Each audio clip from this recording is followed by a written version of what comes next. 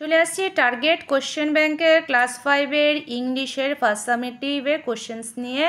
তো ফার্স্ট সামেটিভের আমরা আজকে স্কুল করব Contai town RC Vidyapith, HS পূর্ব মেদিনীপুরে। তো এখানে বলছে thoughts of love, peace and equality fill Gandhiji's work. গান্ধীজির কাজকর্ম জুড়ে থাকতো ভালোবাসা, শান্তি ও সাম্যের ভাবনা। Swami Vivekananda and Rabindranath Tagore also had similar ideas.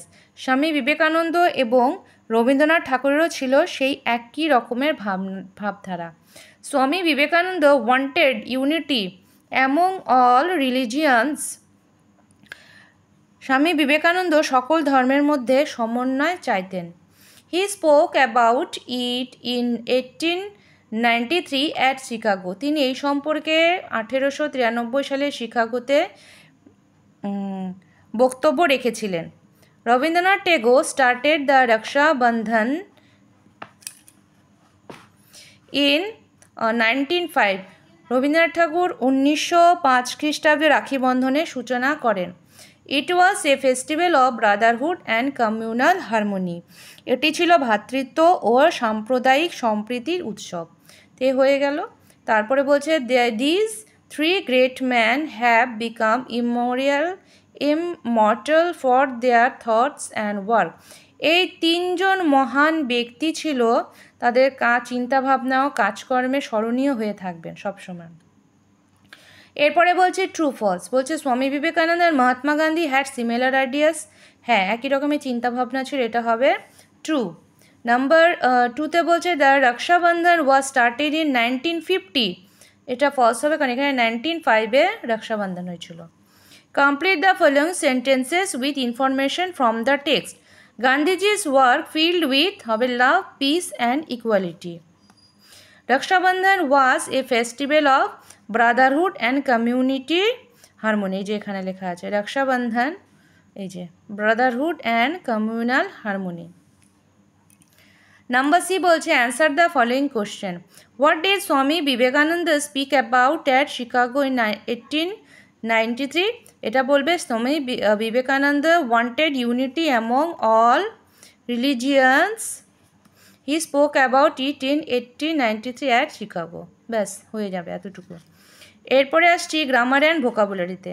গ্রামারে বলছে fill in the blank with a and the.